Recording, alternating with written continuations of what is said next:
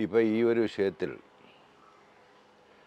17 വയസ്സുള്ള ഒരു കുട്ടി മാതാപിതാക്കളോട് ഒരുമിച്ച് മന്തി കഴിച്ച് ഡൈനിങ് ടേബിൾ കഴിച്ചുകൊണ്ടിരിക്കുമ്പോഴാണ് ക്രൂരനായ പാലായിലെ DYSP ആ ഒരുള്ള ചോറുമായി അവനെ വടക്കേന്ത്യയിലെ ആസൂത്രണ അക്രമങ്ങളെ വലിച്ച് പോലീസ് ജീപ്പിൽ കയറ്റുന്നത്.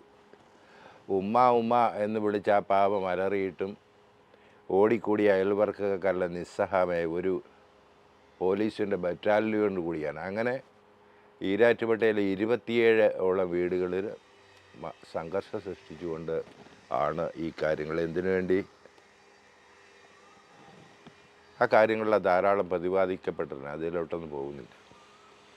കുട്ടികൾ ഫാർവെൽ വെർഷന് ആഘോഷിച്ചു, റീൽസ് എടുത്തു. 2 കുട്ടികൾ പള്ളിമുറ്റത്ത് ഓടിച്ചു കയറ്റി. അപ്പോൾ അവിടെ ആരാധനയൊന്നും നടന്നിരുന്നില്ല, അതാണ് സത്യം.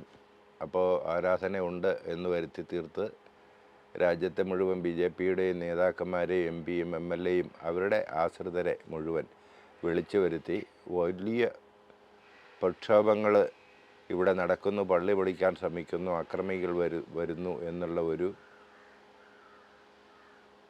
ഒരു കള്ളത്തിരക്കഥയുണ്ടാക്കി നടത്തിയ ഒരു നാടകമായിരുന്നു ഇത്. ഏതായാലും കുഞ്ഞു പിള്ളേർക്ക് എതിരെ 307 വധശ്രമം, 10 വർഷം തടവ് കിട്ടാവുന്ന അവിടെ പരീക്ഷകളെ മുഴുവൻ ലംഘിച്ചുകൊണ്ടുള്ള ഒരു കളിയാണ് ഇവിടെ നടന്നത്.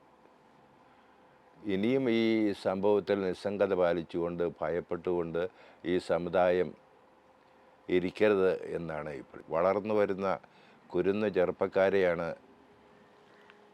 എങ്ങോട്ടാണ് കൊണ്ടുപോയത്? ജുവനൈൽ ഹോമിലേക്കും അതുപോലെ തന്നെ അത്യന്തരം കുറ്റവാളികളെ തിങ്ങിപ്പാറിക്കുന്ന കാക്കനാട് ജയിലിലേക്ക് ഒറ്റയ്ക്കായിട്ട് കൊലക്കേസ് പ്രതികളുടെ കൂടെ ഈ 17 കുട്ടികളെയും 10 കുട്ടികളെയും വിന്യസിച്ച ഒരു രംഭം ഈ ജനാധിപത്യ കേരളത്തിന് അങ്ങേയറ്റ അപമാനം.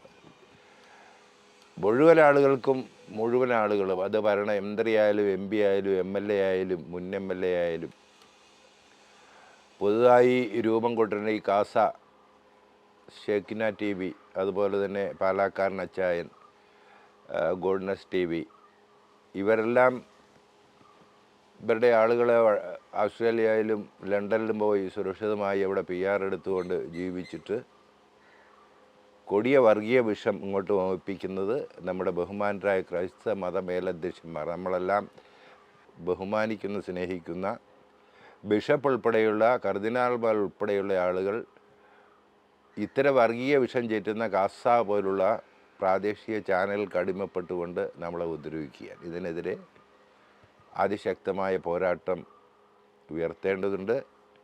അതിലേക്കായി നാടാകെ ഉയർന്നു കഴിഞ്ഞു. ഇവിടെ സർവശക്തനായ ദൈവവും അള്ളാഹുവും ഈ കുട്ടികളുടെ രക്ഷിതാക്കളുടെ മാതാപിതാക്കളുടെ ഉള്ളിരുന്ന പ്രാർത്ഥനയും മാത്രമേ നമുക്ക് രക്ഷയായിട്ടുണ്ടായിരുന്നുള്ളൂ എന്നുള്ളൊരു സാഹചര്യം നമ്മൾ മനസ്സിലാക്കുക. മുഴുവൻ കുഴപ്പം ഈ രാഷ്ട്രീയക്കാരാണ്. അവരെല്ലാം കേവലം 4 വോട്ടിന് വേണ്ടി. ഇവിടെ പൂഞ്ഞാറിലൊരു വിഷം PC ജോർജുണ്ട്, അയാൾ മകനും കൂടിയാണ് ഈ ഒരു ദുര്യോഗം ഈ നാട്ടിന് ഉണ്ടാക്കിയത് എന്ന് പറയാതിരിക്കാൻ നിവൃത്തിയില്ല. വലിയ അവിടെ CCTV ഉണ്ട്, അതെടുക്കുന്നില്ല പോലീസ്. അവിടെ ആ സംഭവം നടന്നപ്പോൾ OS ഷാവുൽ എന്നും പറഞ്ഞൊരു പോലീസുകാരനെ ക്രൂരമായി പള്ളിമുറ്റത്തിട്ട് ഈ വിശ്വാസികളാകെ ആക്രമിച്ചിട്ട് അവർക്കെതിരെ കേസില്ല, ഉണ്ട് സർട്ടിഫിക്കറ്റ് ഇല്ല. PHCയിൽ പോയപ്പോൾ അച്ഛന് യാതൊരു കുഴപ്പമില്ല, പൊയ്ക്കോളാൻ ഡോക്ടർ പറഞ്ഞിട്ട് ഉണ്ട് സർട്ടിഫിക്കറ്റ് ഇല്ല. എന്താണ് പരിക്കെന്നറിയില്ല. മാർസിലീവ പിതാക്കന്മാർ നടന്ന ഹോസ്പിറ്റലിലെ ഉണ്ട് സർട്ടിഫിക്കറ്റ് ഇല്ല.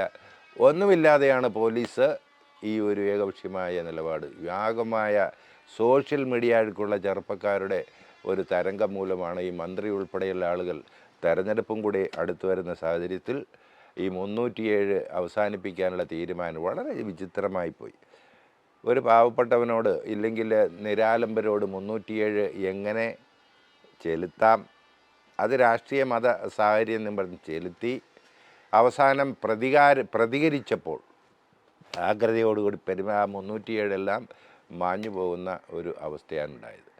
ഈ ഏറ്റവും നമുക്ക് പ്രതിഷേധമായി ഈ മതമേലധ്യക്ഷന്മാർ ലോഹയിട്ട് അവരെ ഇത്രത്തോളം നമ്മൾ ആദരിക്കുന്നു. പക്ഷെ അവരും ഇത്തരം വർഗീയ പ്രീണ നയത്തിൽ ഇടപെട്ടുകൊണ്ട് മുന്നോട്ട് പോയാൽ ഇവിടെ ജീവിക്കാൻ ബുദ്ധിമുട്ടാണ്, വല്ലാതെ സംഘടിക്കേണ്ടി വരും എന്നുള്ള ഒരു സ്ഥിതിയിലാണ് ഈ നാട്ടുകാർ, ഈരാറ്റുപേട്ടക്കാർ.